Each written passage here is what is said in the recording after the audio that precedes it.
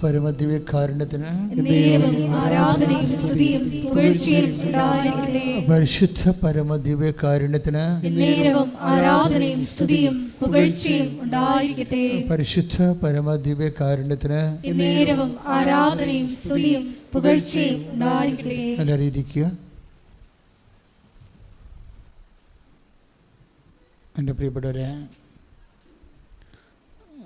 നമ്മൾ എല്ലാ ചൊവ്വാഴ്ചയും ഇതുപോലെ വളരെ പ്രസരിപ്പോടുകൂടി സന്തോഷത്തോടെയും ആർത്തിയോടെയും കൊതിയോടെയും ദൈവ പക്കൽ നിന്ന് ഒരു സമാശ്വാസം ലഭിക്കുമെന്നുള്ള ഉറപ്പോടെ ലക്ഷക്കണക്കിന് മനുഷ്യരാണ് ഉടമ്പടി ധ്യാനം കൂടുന്നത്. അപ്പോൾ ലക്ഷക്കണക്കിന് മനുഷ്യരുടെ ഒരു അഭയകൂടാരം പോലെയാണ് കൃപാസനം.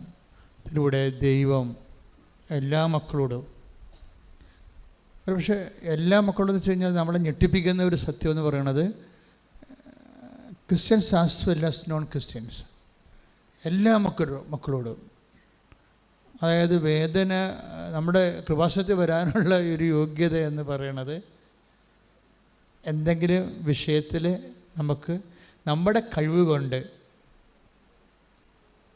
അതിനൊരു പരിഹാരമില്ല, നമ്മൾ നിസ്സഹായരാണ് എന്ന് തോന്നുന്ന സമയത്താണ് മനുഷ്യർ കൃപാസനത്തിൽ വരണത്. അപ്പം അങ്ങനെ വരുന്നവർക്ക് ഉള്ള യോഗ്യത എന്ന് പറയുന്നത് അവരുടെ പ്രശ്നങ്ങളാണ് അവരുടെ യോഗ്യത. അവരുടെ പ്രശ്നമാണ് അവരുടെ യോഗ്യത. നമുക്ക് സാധാരണ രീതിയിൽ ഇതുപോലുള്ള ദൈവ സന്നിധാനങ്ങളിൽ വരുമ്പോൾ നമ്മുടെ പാപമൊക്കെ നമുക്ക് അയോഗ്യതയായിട്ട് പറയാം. പക്ഷെ കൃപാസനത്തിൽ വരുമ്പോൾ ഉള്ള യോഗ്യത എന്ന് പറയുന്നത് നമ്മുടെ രോഗമാണ് നമ്മുടെ യോഗ്യത, നമ്മുടെ കടങ്ങൾ, നമ്മുടെ ഭാരങ്ങൾ. അപ്പോൾ നിങ്ങളെ സന്തോഷിപ്പിക്കാൻ വേണ്ടി ഇങ്ങനെ ഭംഗിവാക്ക് പറയണമെന്ന് നിങ്ങൾ ജസ്റ്റ് ഇവാലുവേറ്റ് അവർ ടെസ്റ്റിമണീസ്. നമുക്ക് ദൈവം തന്ന ഒരു സ്വത്താണ് നമ്മുടെ സാക്ഷ്യങ്ങൾ വിശ്വാസക്കോടികളുടെ സ്വത്താണ്. എന്ന് വെച്ചാൽ ആ സാക്ഷ്യം പരിശോധിക്കുന്നവർക്കറിയാം, എൻ്റെ ജീവിതത്തിലാണ് ഇങ്ങനെ ഒരു പ്രശ്നമുണ്ടെങ്കിൽ ഈ ദൈവം എന്നെ സഹായിക്കും. ജാതിയും മതവും വിശ്വാസവും ഇതൊന്നും നോക്കാതെ നിനക്ക് ദൈവദർശനിൽ വരാൻ പറ്റുന്ന ഏറ്റവും വലിയ ഇടമായിട്ട് പരിശുദ്ധ അമ്മ കൃപാസനത്തെ വളർത്തിയതിനെ ഓർത്ത് ദൈവത്തോട് നന്ദി പറയാം. ശ്രുതികട്ടെ.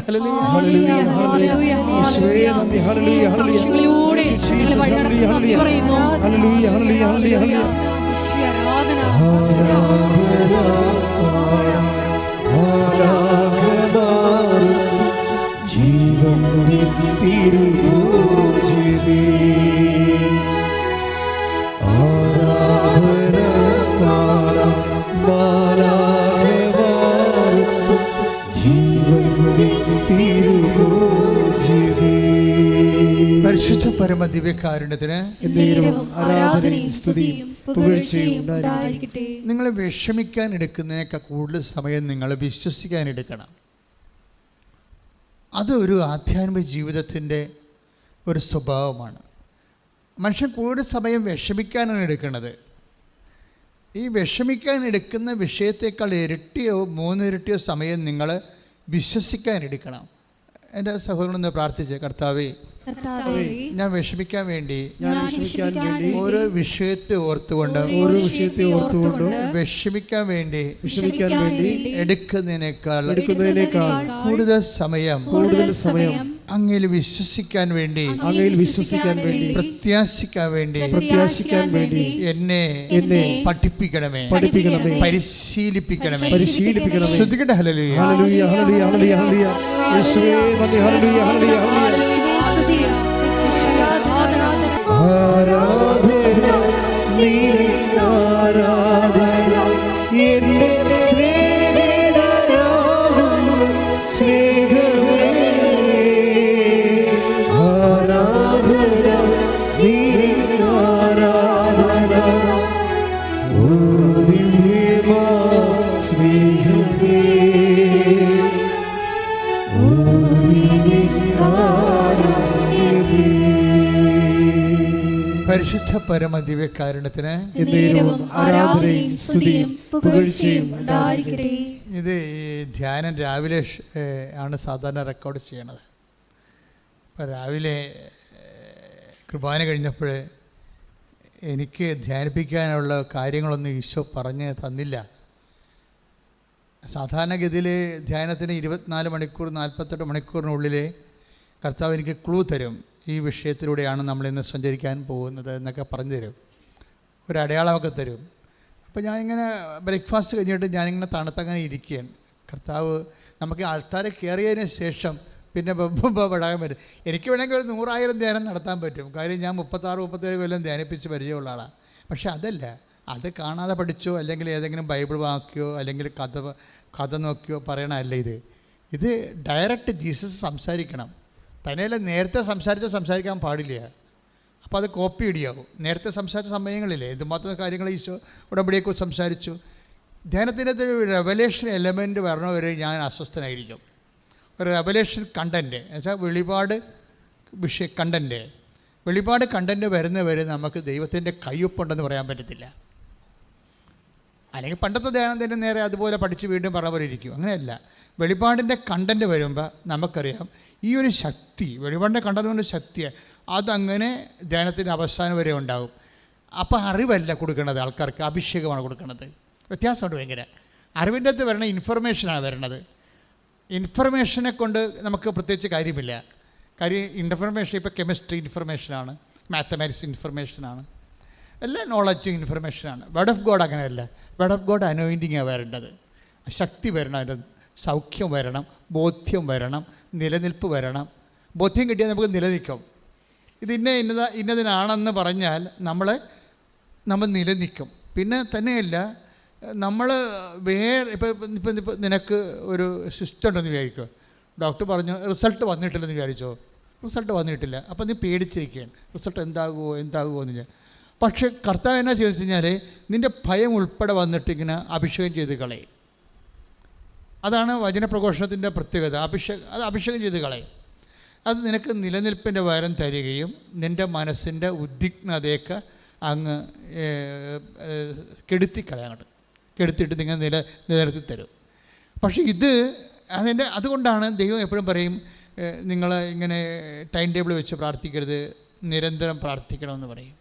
അഭിഷേകവും നിരന്തരം പ്രാർത്ഥിക്കുന്നത് തമ്മിൽ ഭയങ്കര പല ബന്ധമുണ്ട്. ഒന്ന് പ്രാർത്ഥിക്കേണ്ട, take the word of God, നിരന്തരം പ്രാർത്ഥിക്കേണ്ടതാണ്. ശ്രുതിക്കട്ടെ. ഹല്ലേലൂയ, ഹല്ലേലൂയ, ഹല്ലേലൂയ, ഹല്ലേലൂയ. യേശുവേ നന്ദി, യേശുവേ സ്തുതി, യേശുവേ ആരാധന, ആരാധന, ആരാധന, ആരാധന, യേശുവേ ആരാധന. ഫിലിപ്പി 4:4 മുതലുള്ള തിരുവചനങ്ങൾ. നിങ്ങൾ എപ്പോഴും നമ്മുടെ കർത്താവിൽ സന്തോഷിക്കുവിൻ. പറഞ്ഞേ, നിങ്ങൾ എപ്പോഴും നമ്മുടെ കർത്താവിൽ സന്തോഷിക്കുവിൻ. ഞാൻ വീണ്ടും പറയുന്നു, നിങ്ങൾ സന്തോഷിക്കുവിൻ. ലൈൻസിന്റെ പോക്ക് കണ്ടല്ലേ? എന്താ? നിങ്ങൾ എപ്പോഴും നമ്മുടെ കർത്താവിൽ. അപ്പോൾ the very name of Jesus, കർത്താവിൻ്റെ പേര് പോലും നമുക്കെന്താണ്? സന്തോഷത്തിൻ്റെ കാരണമാണ്. ചിലരുടെ ഓർമ്മകൾ പോലും നമുക്ക് സന്തോഷത്തിൻ്റെ കാരണമാണ്. അതുപോലെ കർത്താവിൻ്റെ പേര് പോലും നിങ്ങൾക്ക് സന്തോഷിക്കാൻ വേണ്ടി. ഒരു പക്ഷേ നിങ്ങൾ ചിലപ്പോൾ നിങ്ങളുടെ ജീവിത പങ്കാളി ഉണ്ടാവും, ഹസ്ബൻഡ് ഉണ്ടാവും, അല്ലെങ്കിൽ വൈഫ് ഉണ്ടാവും, അല്ലെങ്കിൽ മക്കളുണ്ടാവും. ഇവരൊക്കെ നമുക്ക് സന്തോഷമുണ്ട് തീർച്ചയായിട്ടും. പക്ഷേ നിങ്ങളൊന്ന് ചിന്തിച്ചു, നിങ്ങൾ എന്നേക്കാൾ നല്ല അനുഭവമുള്ള ആൾക്കാരല്ലേ, ചിന്തിച്ച് നോക്കി. ഇറ്റ് ഈസ് വെരി കുറച്ച് സമയം. കുറച്ച് കഴിയുമ്പോൾ മക്കൾ ഇപ്പോൾ അവർ ഹോസ്റ്റലിലോട്ട് പഠിക്കാൻ പോയി കഴിഞ്ഞാൽ പിന്നെ അവർ നമ്മളെ മറന്നു പോകും. അവരും മറക്കും, നമ്മളും മറക്കും. മനഃപൂർവ്വം അല്ല, നമ്മൾ വേറെ ഒരു കാര്യത്തിൽ ഇൻവോൾവ് ആയി കഴിയുമ്പോൾ, വേറെ ഒരു വിഷയത്തിൽ ഇൻവോൾവ് ആയി കഴിയുമ്പോൾ നമ്മൾ മറക്കും.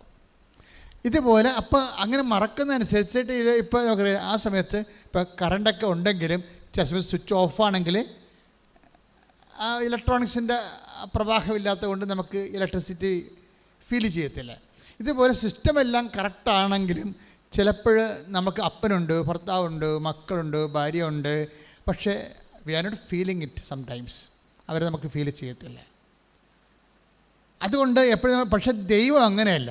ദൈവത്തിൻ്റെ സ്വിച്ച് ഓഫും സ്വിച്ച് ഓണും ഇല്ല, ബാക്കി എല്ലാ വിഷയങ്ങൾക്കും ഉണ്ട്. എന്താ പ്രശ്നം വെച്ചാൽ നമ്മൾ ദൈവത്തിൽ ദൈവത്തിൻ്റെ കാര്യങ്ങളിൽ സീരിയസ് ആണ്, ദൈവത്തിൻ്റെ കാര്യങ്ങളിൽ നമ്മൾ അലേർട്ടാണ്. എന്ത് കാര്യം ചെയ്യുമ്പോഴും ഈശോയ്ക്ക് ഇഷ്ടപ്പെടുമോ, അല്ലെങ്കിൽ ഇങ്ങനെ ഞാൻ ചെയ്താൽ അതിന് ഈശോയ്ക്ക് ഉണ്ടാകുന്ന ഒന്നാമത്തെ ഈ കോൾഡോ നമുക്ക് ഈ രുചിഭേദങ്ങളപ്പുറം തന്നെയാണ്. ദൈവം ഒരു പേഴ്സണായത് കാരണം എല്ലാ വിധത്തിലുള്ള വിഷയങ്ങൾക്കും ന്യൂട്രല്ല ഒരിക്കലും. എനിക്കങ്ങനെയാണ് കർത്താവിനെ മനസ്സിലായിരിക്കും. 4 വയസ്സ് മുതൽ ദൈവത്തിനെ അറിയാം. അപ്പോൾ ദൈവത്തിൻ്റെ സ്വഭാവം ന്യൂട്രല്ല, ഒരിക്കലും നെഗറ്റീവ് ആയിരിക്കത്തില്ല, എപ്പോഴും ഇങ്ങനെ പോസിറ്റീവ് ആയിരിക്കും. പക്ഷേ എല്ലാ വിഷയങ്ങളെക്കുറിച്ചും വളരെ ആൻസറബിളായിരിക്കും എല്ലാ വിഷയവും. അതുകൊണ്ടാണ് നീ നിൽക്കുന്നത് ഞാൻ അറിയുന്നു, നീ കിടക്കുന്നത് ഞാൻ അറിയുന്നു, നീ ഉറങ്ങുന്നത് ഞാൻ അറിയുന്നു, എല്ലാ കാര്യങ്ങളും. അപ്പോൾ അവിടെ സ്വിച്ച് ഓഫ് ചെയ്യാൻ പറ്റത്തില്ല. ഇസ്രായേലിൻ്റെ ദൈവം മയങ്ങുകയില്ല. സങ്കീർത്തനം എടുത്ത് 21:4 ശ്രുതിക്കട്ടെ. ഹല്ലേലൂയ ഹല്ലേലൂയ ഹല്ലേലൂയ യേശുവേ നന്ദി. ഹല്ലേലൂയ ഹല്ലേലൂയ ഹല്ലേലൂയ ഹല്ലേലൂയ ഹല്ലേലൂയ കൂടെ ഇരിപ്പാൻ. ആരാധന ആരാധന യേശുവേ ആരാധന. 121 സങ്കീർത്തനം 4-ാം തിരുവചനം. 121:4. ഇസ്രായേലിന്റെ പരിപാലകൻ ഒന്ന് പറഞ്ഞ ഇസ്രായേലിന്റെ പരിപാലകൻ മയങ്ങുകയില്ല ഉറങ്ങുകയുമില്ല. ഉറക്കവും മയക്കവും ഒക്കെ എല്ലാം ഒരുപോലെയാണല്ലേ. ഒരാൾ മയങ്ങിയിരിക്കണമെങ്കിലും ആൾ ഉറങ്ങിയിരിക്കണമെങ്കിൽ ഫലത്തിൽ ഉറക്കം തന്നെയാണ്. മനസ്സിലായില്ലേ? നമ്മൾ മയങ്ങിയിരുന്നാലും ഉറങ്ങിയിരുന്നാലും ഫലത്തിൽ ഉറക്കം തന്നെയാണ്. അതുകൊണ്ട് ഇന്ത്യൻ മീമാംസകളിലൊക്കെ ദൈവത്തിന് മീനാക്ഷി എന്നൊക്കെ വിളിക്കത്തില്ലേ? എന്താ മീനിൻ്റെ അക്ഷിയുള്ള ആൾ, കണ്ണിന് എന്താ മീനിന് കൺപോളയില്ലല്ലോ, അതിങ്ങനെ എപ്പോഴും തുറന്നിരിക്കുക അല്ലേ, എല്ലാം തുറന്നിരിക്കുക. അതുകൊണ്ടാണ് മീനിൻ്റെ കണ്ണ് എന്നുവെച്ചാൽ കൺപോളയില്ലാത്ത ആൾ, എപ്പോഴും എല്ലാം കണ്ടുകൊണ്ടിരിക്കുന്ന ആൾ, ഉറങ്ങാത്ത ആൾ, മയങ്ങാത്ത ആൾ. അതിൻ്റെ അങ്ങനെ പറയാൻ കഴിഞ്ഞാൽ അതിന് ഇസ്രായേൽ പറഞ്ഞിരിക്കുന്നത് ഇസ്രായേലിൻ്റെ പരിപാലകൻ എന്നാണ് പറയണത്. അപ്പോൾ ഇസ്രായേൽ എന്ന് പറഞ്ഞാൽ ആരാണ്? വിശ്വസിക്കുന്ന ആരും ഇസ്രായേലിനാണ്. ആരാണ് വിശ്വസിക്കണത് അവൻ ഇസ്രായേലിൻ്റെ അർത്ഥം എന്താണ്? The chosen. അതാണ് ദ ചോസൺ, തിരഞ്ഞെടുക്കപ്പെട്ട ആൾ. ദൈവത്താൽ ആർക്കാണ് വിശ്വാസമുള്ളത് അവൻ തിരഞ്ഞെടുക്കപ്പെട്ട ആളാണ്, അവൻ ഇസ്രായേലായി. ആർക്കാണ് വിശ്വാസം ദൈവത്തിലുള്ളത്? ഹിസ് ചോസൺ, തിരഞ്ഞെടുക്കപ്പെട്ട ആളായി, ഇസ്രായേലായി. അവൻ്റെ ദൈവത്തിൻ്റെ സ്വഭാവം എന്താണ്? ഉറക്കമില്ല. എന്തിനാണ് ഉറക്കമില്ലായിരിക്കണത്? പരിപാലകനാണ്. നിന്നെ പ്രൊട്ടക്റ്റ് ചെയ്യാൻ വേണ്ടിയാണ്.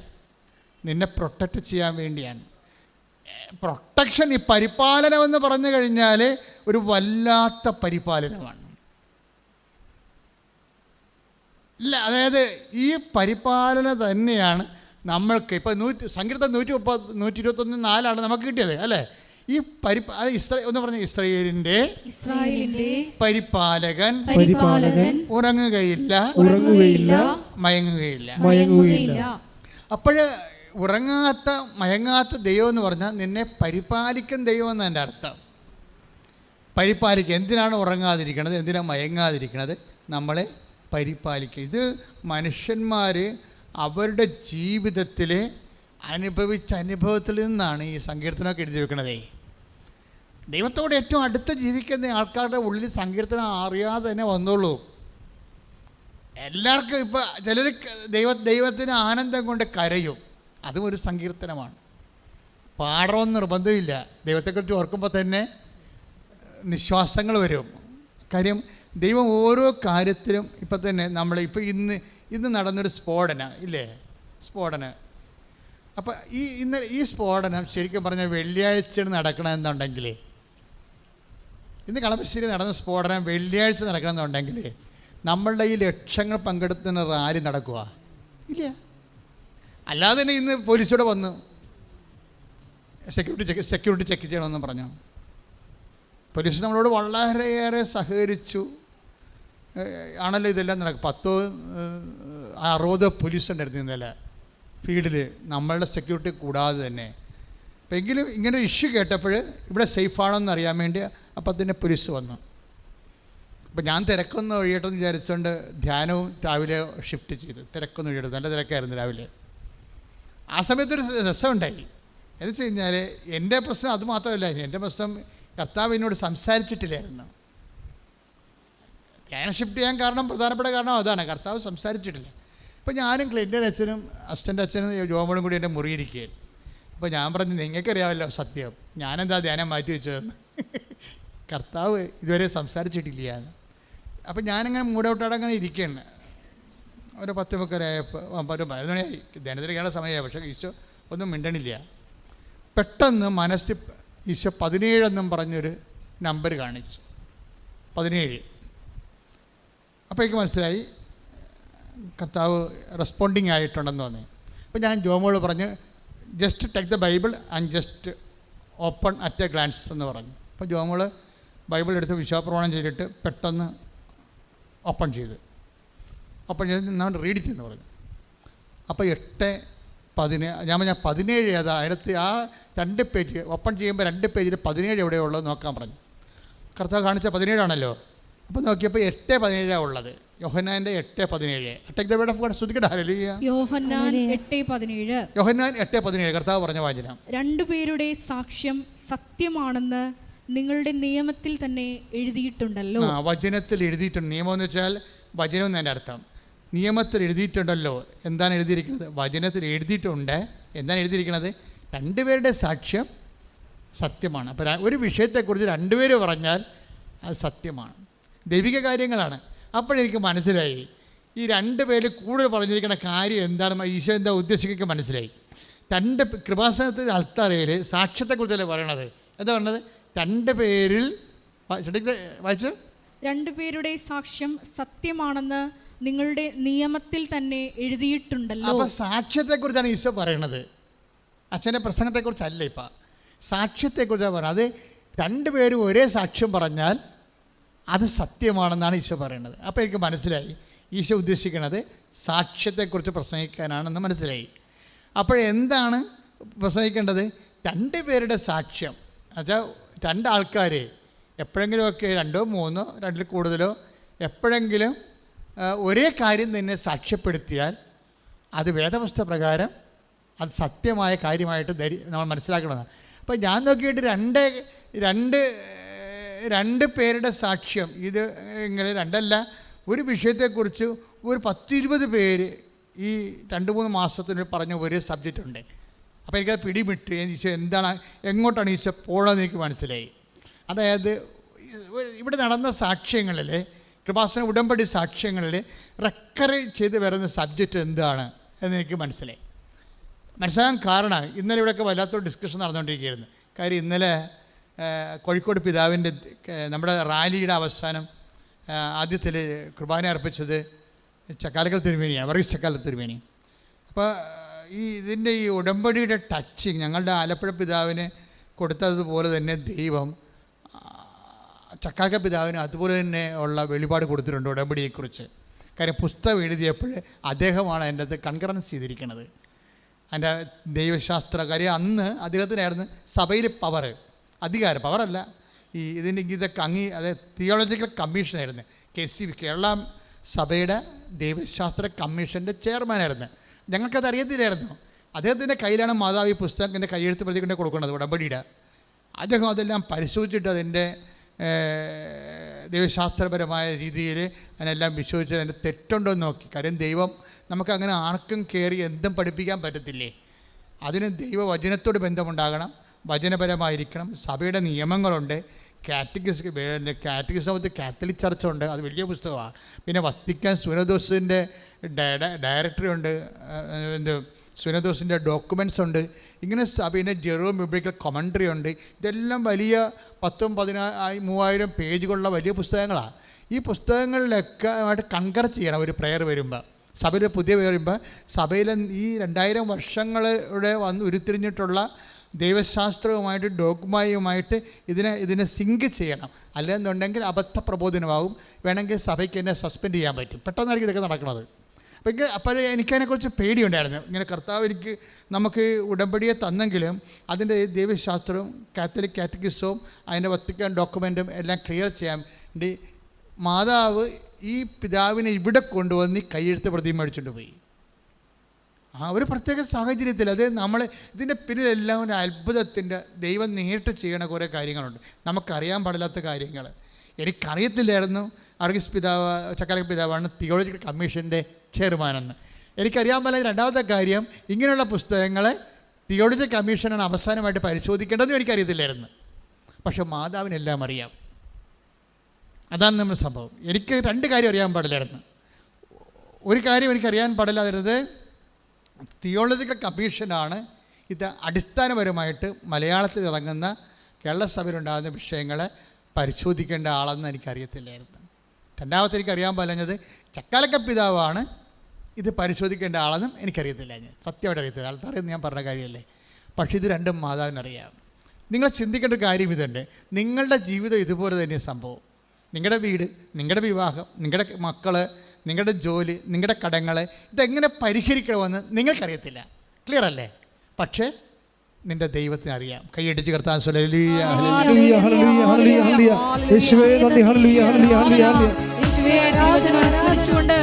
പ്രാർത്ഥിക്കുന്നു. എന്ത് ചെയ്യണമെന്ന് നേരത്തെ മനസ്സിൽ കരുതിയിരുന്നു. ഇസ്രായേലിൻ പരിപാലകൻ